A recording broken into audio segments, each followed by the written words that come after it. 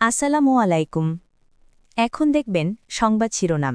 আলোচনায় জামাত আমিরের x handle issue, ষড়যন্ত্রমূলক চক্রান্তের অভিযোগ দলটির, নিন্দা প্রতিবাদ ছাত্রদল যুবদলের।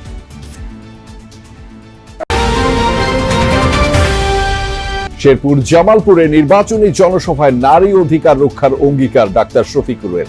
ভোট নিয়ে ছিনিমিনি খেলার চেষ্টা হলে কঠোর জবাবের হুঁশিয়ারি।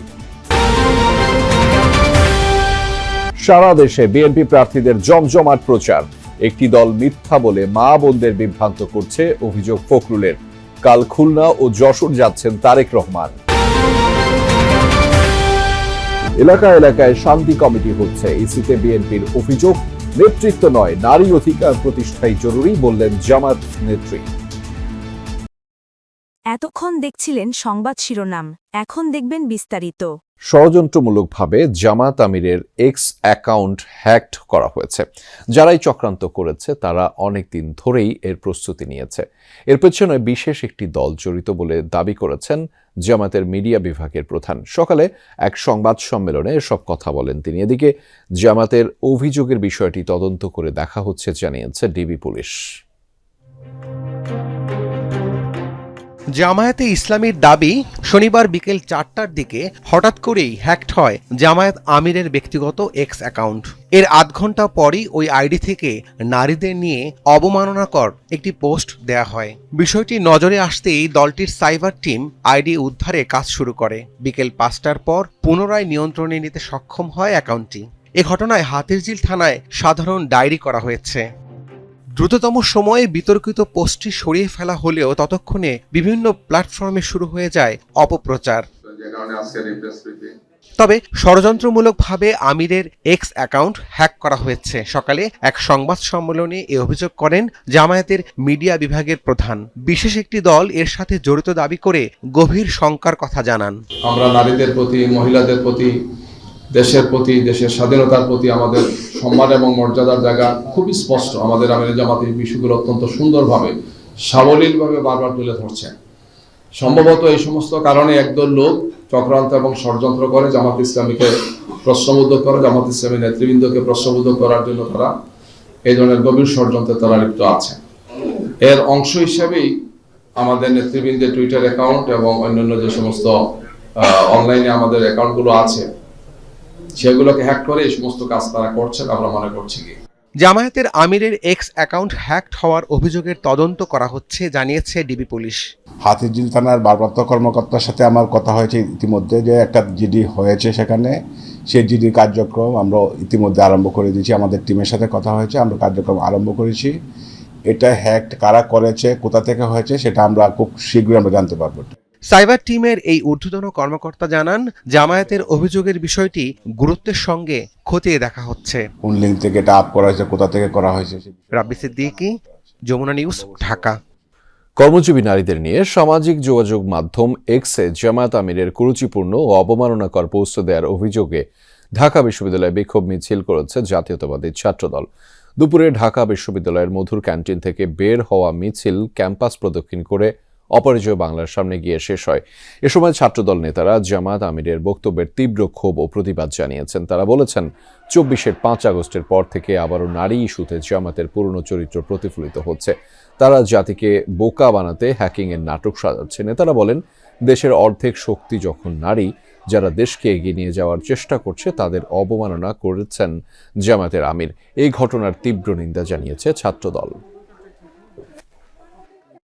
আপনি আল জাজিরাতে যে বক্তব্য দিয়েছেন সেই বক্তব্যের এক্সটেন্ড ভার্সনই আপনি আপনার টুইটারে আপনি দিয়েছেন এবং অনেকে বলেন ওনার এক্স আইডি নাকি হ্যাক হয়েছে।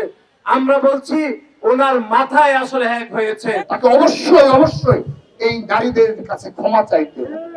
যদি ক্ষমা না চান তাহলে আমরা আবারও বৃহত্তর কোনো কর্মসূচি দিতে বাধ্য হব। জামাত আমিরের অ্যাকাউন্ট হ্যাকড হলে কেন 12 ঘন্টা পরে জিডি করা হলো, এমন প্রশ্ন করেছেন বিএনপির নির্বাচন পরিচালনা কমিটির মুখপাত্র মাহদি আমিন। দুপুরে রাজধানীর গুলশানে বিএনপির নির্বাচন পরিচালনা অফিসে সংবাদ সম্মেলনে এ প্রশ্ন করেছেন তিনি। জামাত ইসলামের আমির ডাক্তার শফিকুর রহমান তার ভেরিফাইড এক্স সাবেক টুইটার হ্যান্ডেল থেকে নারীদের উদ্দেশ্যে যে নোংরা জঘন্য ও অবমাননাকর ভাষা ব্যবহার করেছেন বলে দেশব্যাপী আলোচনা চলছে। সেটি সঠিক হলে এর মাধ্যমে পুরো সমাজ ব্যবস্থাকে মধ্যযুগীয় অন্ধকারে ঠেলে দেওয়ার প্রচেষ্টা বলে প্রতীয়মান। নির্বাচন নিয়ে কেউ ছিনিমিনি খেলার চেষ্টা করলে কড়া জবাব দেওয়ার নির্দেশ দিয়েছেন জামায়াতের আমির ডাক্তার শফিকুর রহমান। দুপুরে শেরপুর পৌর পার্ক মাঠের জনসভা থেকে এই নির্দেশনা দিয়েছেন তিনি। আমির বলেছেন, তরুণ, যুবক ও নারীরা 11 দলীয় জোটের পক্ষে ঐক্যবদ্ধ হয়েছে, আর তা দেখেই কারো কারো মাথা গরম হয়ে গেছে। পরে জামালপুরের জনসভায় যোগ দেন জামায়াতের আমির। বিস্তারিত জানাচ্ছেন সহকর্মী রিয়াজ রায়হান, ছবি তুলেছেন জিহাদ ইসলাম।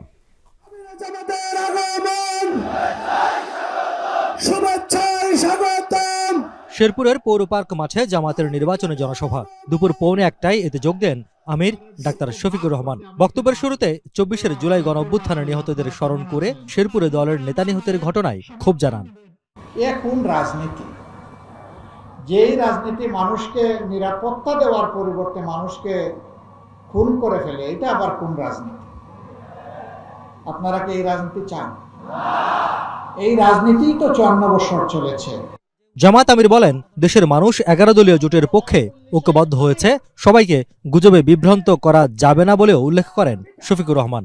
আমি দেখতে চাই যারা খুন করেছে তাদেরকে আপনারা আইনের আওতায় এনেছেন। আমরা এটা উৎসাহিত করব না জনগণ আইন নিজের হাতে তুলে নেও, এটা কোনো সভ্য সমাজের পরিচয় হতে পারে না। আমরা সভ্য, আমরা অভদ্র নই, কিন্তু আমরা দুর্বল এবং কাপুরুষ নই, এটা মনে রাখবেন। 11 দলীয় জোটের নেতা বলেন, ক্ষমতায় যাবার সুযোগ হলে সর্বক্ষেত্রে নারীদের অধিকার রক্ষা করবে জামাত।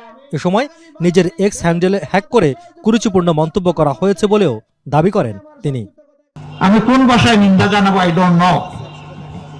আমি আমার মাদেরকে কিভাবে সম্মান করি, আমার মায়েরা তার সাক্ষী। বাংলাদেশের 9 কোটি মা সাক্ষী। আমার টুইটার, যেটাকে এখন এক্স বলা হয়, এই অ্যাকাউন্ট হ্যাক করে এখন থেকে ধরেন 15 ঘন্টা আগে অত্যন্ত বাজে, অরুচিকর, কুরুচিপূর্ণ মাদেরকে নিয়ে একটা বক্তব্য দিয়ে দিছে, আমারটা হ্যাক করে। একটা দল দেখলাম যে হই হই রই রই করে মিছিল শুরু করে দিচ্ছে। আলহামদুলিল্লাহ, এখন আমার এডমিনের কন্ট্রোলে আবার এটা ফিরে এসেছে 7 ঘন্টা পরে ওই ঘটনা ঘটার। এতে সাময়িক যদি কোনো মা ওদের অপতথ্যের কারণে কষ্ট পেয়ে থাকেন, আমি তাদের কাছে ক্ষমা চাই। পরে শেরপুর জেলার 3টি আসন জোট প্রার্থীদের হাতে প্রতীক তুলে দেন ডাক্তার শফিকুর রহমান। এই পাল্লাকে তুমি কবুল করো, ইনসাফ কায়েমের শক্তি তুমি দান করো। এই জনসভা থেকে অভিযোগ করা হয়, স্বাধীনতার প্রায় 5.5 দশক পরেও উন্নয়ন বঞ্চিত জেলা শেরপুর, নেই রেল যোগাযোগ, বিশ্ববিদ্যালয় কিংবা মেডিকেল কলেজ। আর তাই এসব নাগরিক সুবিধা নিশ্চিতের জন্য আগামী 12ই ফেব্রুয়ারি নির্বাচনে 11 দলীয় জোটের প্রার্থীকে বিজয়ী করার আহ্বান জানানো হয় জনসভা থেকে। জামাত আমির পরে যোগ দেন জামালপুর সিংহজানি মাঠের নির্বাচনী জনসভা।